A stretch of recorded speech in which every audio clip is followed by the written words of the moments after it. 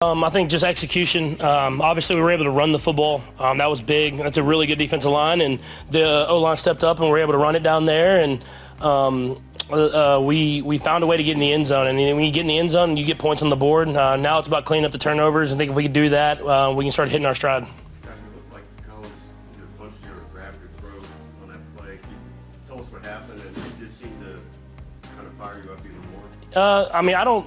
I'm hoping that he didn't intentionally. I don't think he really intentionally tried to hit me in the throat. I think he was trying to just push me in the chest there, and he's taller than me. So I threw the pick. I don't know if I was fired up from that or if I was fired up. I threw my second pick, and it kind of hurt our defense there in that situation. And so we continue to just make strides in the right direction, but at the same time, we make these mistakes, especially me. And so we're winning football games, which is awesome, but we're going to try to continue to get better. When you, on that same vein, when you ran for the touchdown, were you still kind of feeling that fired up, and did you kind of seek the contact? No, I actually was not trying to lower my shoulder. I was trying to absorb the hit because I knew I was going to be right there in the end zone. And that dad bod, man, just had enough weight on me where he went down. So it wasn't like I was necessarily trying to seek out contact. I was trying to absorb it and get in the end zone, and just ended up looking good for me. When was the last time you were able to lower your shoulder? The last time I lowered my shoulder was against Iowa State, and I had an AC sprain, and then Iowa State beat me by 56 points, so I've stayed away from that.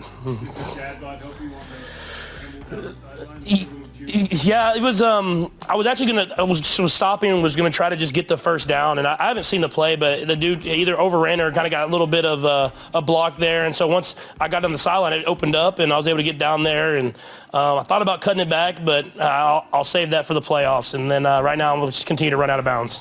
What's the benefit of playing these games at this high level of intensity? Yeah, I think it's just you get the best of the best, and that prepares you for the playoffs. I think that's the biggest thing. Is it's obviously fun to win and score a lot of points, but whenever you play these high tense moments against the great teams in the NFL, you see where you're at, and we were able to find ways to get a win today as our defense just continues to play special, honestly, and offensively we're able to run the ball and find a way to get in the end zone. But I think we can get so much better, and so we're going to continue to work at that and try to continue to get better as the season goes on. You played against, I know you don't do a lot against the ones during the week, but Chris Roland Wallace has not been on ice. So you played against him in practice. What have you seen from him? He's a good football player. He's been like that since training camp, and you can see it. Some guys just have it. You can see it from day one, and he's gotten better and better. You can tell he really listens to Spags, to Coach Merritt, to all the coaches and the players. And so he sits there and he listens to Trent talk, and he's gotten better and better each and every week. And he stepped up today, and whenever his number was called, and I think it was 2 rookies got interceptions, if I'm right. So it was cool to see those guys get in the game and make plays. Patrick, you guys are 6-0. You guys are 6-0, but nothing seems like it's come easily for you all.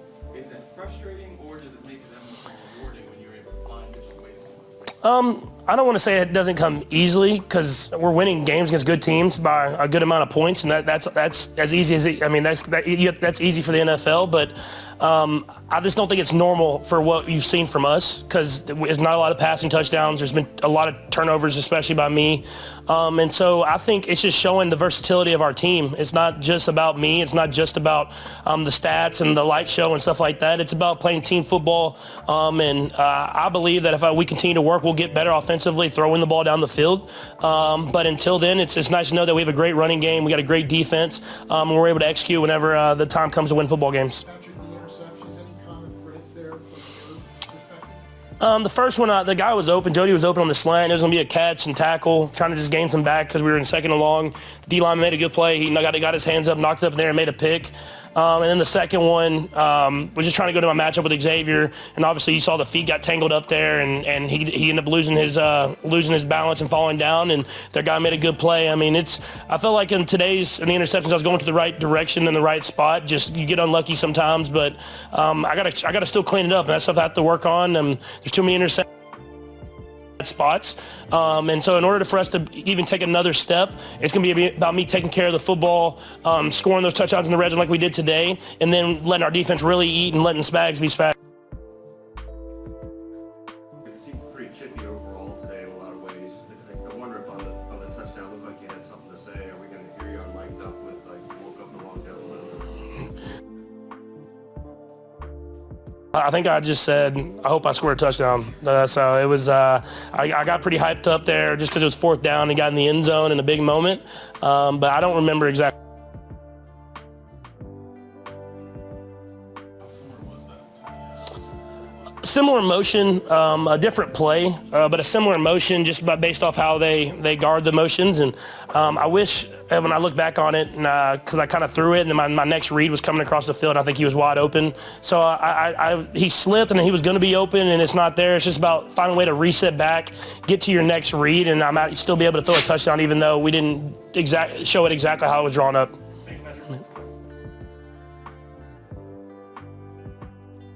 The Kansas City Chiefs remain the NFL's lone unbeaten team after securing a 28-18 victory over the San Francisco 49ers in Week 7.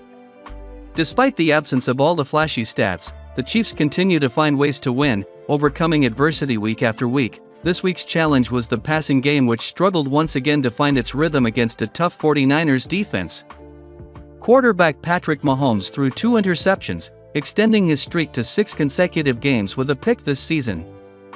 Meanwhile, the receiving corps also took a hit as veteran wideout Juju Smith-Schuster re-aggravated a hamstring injury in the first quarter, sidelining him for the remainder of the game, but the Chiefs showed their resilience. Leaning on an elite defensive performance and a strong ground game to get the job done, I think it's just showing the versatility of our team, Mahomes said. It's not just about me. It's not just about the stats and the light show and stuff like that. It's about playing team football. I believe that if we continue to work, we'll get better offensively throwing the ball down the field. But until then, it's nice to know that we have a great running game, we got a great defense, and we're able to execute whenever the time comes to win football games. The Chiefs' defense was the key factor in this one. They shut down a San Francisco offense that entered the game averaging 420 yards per game, second highest in the NFL, holding them to just 310 total yards on the day.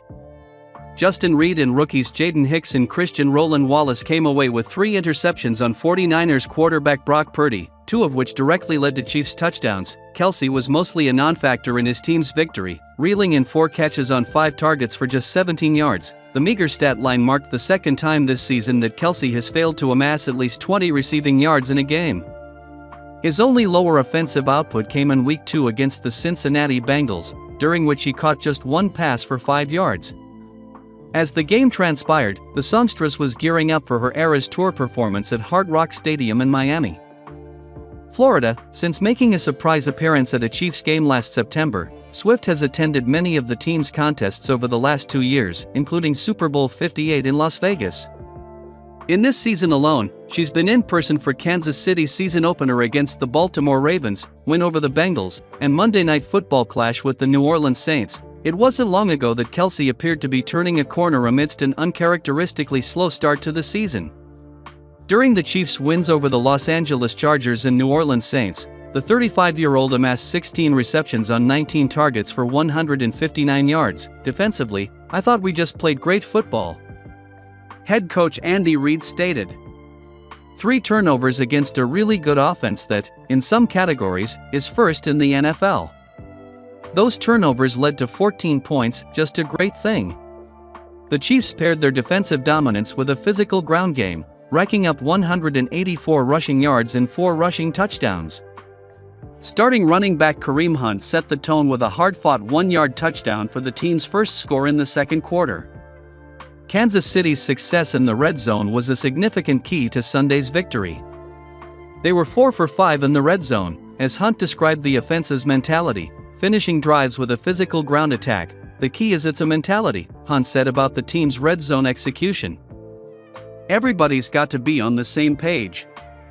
Everybody's got to try to push and finish their guys in the end zone. In that area, you don't want to make too many cuts, you put your head down and drive them. Although Hunt led the team with 78 yards on 22 carries in